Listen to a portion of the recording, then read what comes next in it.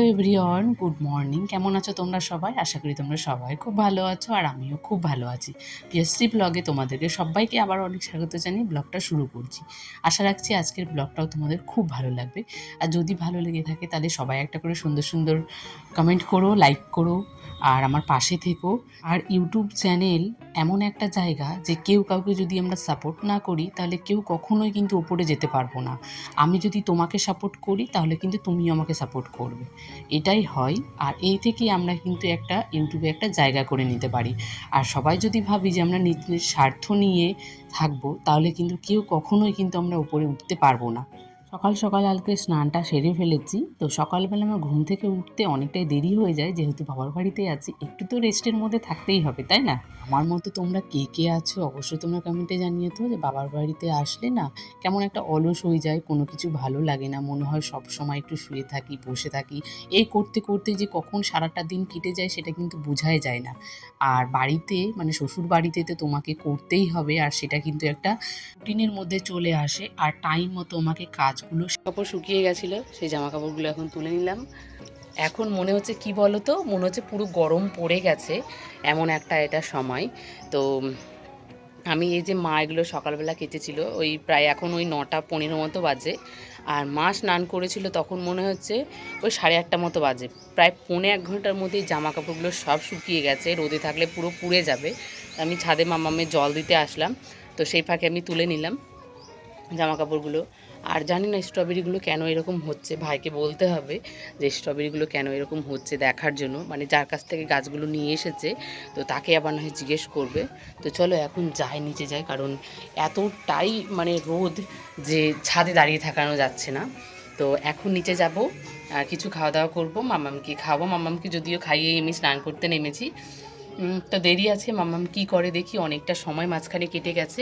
তো আজকে এই যে এই নতুন আজকে এই নাইটিটা পরলাম, তো এর আগের দিনই নিয়েছিলাম, তো দেখে মনে হচ্ছিল আমার ছোট ছোট, তো সত্যি দেখে মনে হচ্ছে ছোট, তো এটা আবার দিয়ে দেবো ফেরত, এটা আর পরবো না। মানে শুধু ট্রাই করার জন্য এটা পরে দেখছিলাম যে কেমন হবে। তো বেশ ভালোই ছোট হচ্ছে, তো কাচার পরে আর একটু টেনে যাবে। তো এটা নেব না, এটা চেঞ্জ করে দিয়ে দেবো, অন্য একটা দেখি কিনি, তো তোমাদের সঙ্গে সবই শেয়ার করবো ভিডিওর মধ্যে। তো চলো। আমার বাপের বাড়ির এদিকে এখনও কিন্তু শীতটা প্রায় শেষের দিকে, শীত এখনও শেষ হয়নি, ওই গরম পড়েনি এখনও। মানে এখন আমরা ফ্যান চালাই না, কিন্তু যখন আমার হাজব্যান্ড ফোন করে তখন সব সময় নাকি ফ্যান চালাতে হয়, এতটা পরিমাণে গরম পড়ে গেছে। আর সত্যি কথা বলতে আমার বাবার বাড়িতে কিন্তু এখনও আজ পর্যন্ত আমরা ফ্যান চালাইনি। তো বাড়িতে গিয়ে আমাদেরকেও ফ্যান চালাতে হবে। তো এখানে যেহেতু শীতের জিনিসগুলো কিন্তু এখনও আছে বাইরেই, মা কিন্তু এখনও কিছু রাখেনি, মোটা মোটা জিনিসগুলো উঠিয়ে রেখেছে, যেগুলো একটু হালকা পাতলা সবসময় লাগে, সকালবেলাটা লাগে। যেহেতু ফ্যান চালাতে হয় না, তাহলে ভাববো যে এখনও শীতটা প্রায় শেষ হয়নি, মানে হালকা হালকা শীতটা আছে। এই জন্য দেখো সকালে যে হালকা পাতলা জিনিসগুলো লাগে সেগুলো কিন্তু চেয়ারের উপরই সব কিন্তু রাখা আছে। আমরা না বাঙালি, তাই না? যদি চেয়ারে খাটের উপরে যদি জামা কাপড়ই না থাকবে তাহলে কেমন আমরা বাঙালি বলো তো? এটা কিন্তু সবার বাড়িতেই থাকে, শুধু আমার বাড়িতে বলে না। আর এখানে দেখো মামামকে কিন্তু এখনও ফুল জামা পরিয়ে রেখেছি, এখন প্রায় ওই 10টা মতো বেজে গেছে। তবুও মামামের গরম লাগছে না, তবে শীতটাও লাগছে না, তো পরাই আছে। আর এখানে মামামের যে ডেলি পরার একটা জুতো ছিল, তো সেটা হারিয়ে গেছে, মানে কোথায় মামাম ফেলে দিয়েছে জানেই না। তো আমি আর খোঁজাখুঁজি করলাম না, এখানে মামামের জন্য আরও একটা গ্রামে যে জুতোগুলো আসে সেই জুতোগুলো আবার একটা নিলাম, তাহলে পরতেও ওর ভালো লাগবে, আর নতুন জিনিস পেলে খুব খুশিও মাম্মাম হবে। ঘুমাচ্ছে, এখন ওই দুপুর ওই 2:40 বাজে। তো আমার ঘুম পাচ্ছে না, অনেকক্ষণ ধরে ঘুমানোর চেষ্টা করলাম, ঘুমই পাচ্ছে না। আর বিশেষ করে বাড়ির পাশে বিয়ে আছে, তো প্রচুর আওয়াজ হচ্ছে, মানে বক্স বাজনা সব কিছু আওয়াজ মিলিয়ে না ঘুমই আসছে না। আর দেখো মুখটা পুরো না খালি খালি মনে হচ্ছে, যে এই নাকেটা না কালকে রাতের বেলা যখন আমি মুখ ধুতে গেছি খুলেই পড়ে গেছে। তো পেয়েছি, তো ওটা বাড়িতে গিয়ে ঠিক করব। এখন আপাতত আমাকে কয়েকটা দিন খালি নাকেই থাকতে হবে, যেহেতু ও তো এখনও আসেনি। তো আসলেই তারপরে আমি যাব বাইরে, তো এখনও যায়নি কোথাও, তো আসলে তবে আমি ভেবেছিলাম বাজারে যাব, তো যখন আসেনি বলে আমার যাওয়া হয়নি। তো থাক এভাবে খালি নাকেই কয়েকটা দিন, তারপরে ঠিক করব। আর আমার জানো তো খুব একটা বাজে অভ্যাস, যদি সকালবেলা আমি যদি স্নান করি না, ওই একটু বেলা যখন হয়ে যায় না, ওই 11টা 11:30 বাজে, তখন মনে আমার খুব বিরক্তি লাগে, মনে হয় আবার গিয়ে স্নান করি। এর জন্য যত শীতকালে যাক আর যত গরমকালে যাক আমি কিন্তু সেই একটা সময় স্নান করি। তাহলে কি বলো তো, অন্তত বিকেলের দিকটা আমার কাছে ফ্রেশ লাগে। আর যদি সকালে স্নান করি, সকালটা একটু ভালো লাগে, কিন্তু ওই দুপুরের পর থেকে মনে হয় আবার স্নান করি। সেটা কিন্তু গরমের দিনে ঠিক আছে, কিন্তু শীতকালে তো 2-3 বার করে স্নান করতে পারি না। ওই গরমকালে 2-3 বার তো করাই যায়। আজকে যেহেতু আমি সকালবেলায় স্নানটা সেরে নিয়েছি, তাই মা বলল যে আজকে রাইসটা আমাকেই বানাতে বলল। তো এখানে দেখো, সবার আগে আমি কিন্তু চালটাকে অনেকক্ষণ ভিজিয়ে রেখেছিলাম, প্রায় 1 ঘন্টারও বেশি হবে। তো ভিজিয়ে রাখার পরে জলটা আমি ঝারিয়ে ফেললাম, তো দেখছি প্রায় চালটা একদম ফুল ভিজে গেছে, মানে জলটা ফোটানোর পরে 2-5 মিনিটের মধ্যেই রান্না হয়ে যাবে। তো সেভাবে এবার গ্যাসটাও একটু বেঁচে যায়, তো সেই জন্য আমি অনেকটা আগেই ভিজিয়ে রাখি। ফ্রাইড রাইসের জন্য যা যা সবজিগুলো লাগে সেগুলো আমি কিন্তু কেটে রেখেছি, সেগুলো ভালো করে ধুয়েও রেখেছি। তাহলে কি বলো তো, ঝুড়িতে রাখলাম না, জল ঝরতে খুব ভালো হবে। আর তেলে দেওয়ার সঙ্গে সঙ্গে যে জলের একটা ফুটফুটে শব্দ, একটা সিদ্ধ হয়ে যাওয়ার ভাবটা থাকে, মানে ভাজার আগে পর্যন্তই, সেটা কিন্তু হবে না। তার সাথে কিন্তু কাজু কিশমিশ যা যা ছিল সেগুলো আমি একটু ভিজিয়ে রাখলাম, আর গোটা এলাচগুলো কিন্তু আমি ওই চালের মধ্যেই দিয়ে দিয়েছিলাম। আর এখানে মা দেখো উনানের মধ্যে আজকে মাটনটা রান্না করছে। তো মা খুব ভালো মাটনটা রান্না করতে পারে, বেশ ভালো সিদ্ধ হয়ে যায়। আমি কিন্তু প্রেশার কুকার ছাড়া মনে হয় আমার কাছে মাটন রান্না ভালোই হয় না। মা কিন্তু সে প্রেশার কুকার ছাড়াই কিন্তু রান্না করে, মানে ভালো সিদ্ধ হয়ে যায়, যেটা হাতেই তুমি চাইলে ছিঁড়ে নিতে পারবে। মাটন যদি একটু নরম না হয় আমার কিন্তু একটু ভালো লাগে না খেতে, সেটাই যদি একটু বেশি সেদ্ধ হয়ে যায় তাও ভালো। মা যেহেতু মাটনটা রান্না করলো, তারপরে তো আমাকেই করতে হবে। ভাবলাম যে যখন উনানটা তো বেশ ভালোই জ্বলছে, তাহলে আর গ্যাসটা জ্বালিয়ে কোনো লাভ নেই। তো উনানটাতে আমি করে নিলাম। এখানে দেখো সব সবজিগুলো আমি এখানে ভাজতে বসিয়ে দিলাম। তো এখানে দিয়েছি গাজর, বিট আর বিনস, এই 3 রকমই দিয়েছি। আর যেখানে কাজু কিশমিশটা আমি একসাথে ভেজে নিলাম। চালটা আমি অনেকটা আগেই সেদ্ধ করে ভালো করে একটা জল ঝরানোর জন্য ঝুড়িতে রেখে দিয়েছিলাম। তো একটা দেখো বাটির নিচে রেখেছি, কতটা পরিমাণে জল ঝরেছে। আর আগে কিন্তু এই ঝুড়িগুলো ছিল না, তো তখন খুব অসুবিধা হয়ে যেত। তো মা রিসেন্ট এগুলো নিয়েছে, আর আমার জন্য একটা নিয়েছে, যেহেতু আমাদের এই ফ্রায়েড রাইস, তারপর বিরিয়ানি, এগুলো কিন্তু আমরা বাড়িতেই বেশিরভাগটা বানিয়ে খাই। খুব একটা জিনিস এখন বাইরের খাবার আমাদের খাওয়া হয় না, আমরা যা যা খাই ওই বাড়িতেই বেশিরভাগটা আমরা বানিয়ে নিই।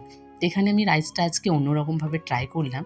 সব সবজিগুলো ভেজে নিয়েছি, তারপরে যে চালটা ছিল, মানে নিচে যে আমি ভাতটা করে রেখেছিলাম, সেখানে কিন্তু আমি সব সবজিগুলো ঢেলে দিয়েছি। তারপর একটু চিনিটাকে না মিক্সিতে মিক্স করে নিয়েছি, মানে পাউডারের মতো করে নিয়েছি। তারপর উপর দিয়ে ভালো করে ছড়িয়ে এটাকে আমি নেড়ে নিচ্ছি, আর তার সাথে হালকা করে ঘি দিয়েছি। এইভাবেই কিন্তু আজকেটা করেছিলাম, কিন্তু অন্য দিনের থেকে না আজকেটা খুব ভালো হয়েছিল। অন্যদিন আমি কী করতাম, ওই কড়াইয়ের মধ্যেই না সব কিছু দিয়ে ওই ভাতটাকে আবার ভাজাভুজি করতাম। সেটার থেকে আজকেরটা অনেকটাই ভালো হয়েছিল।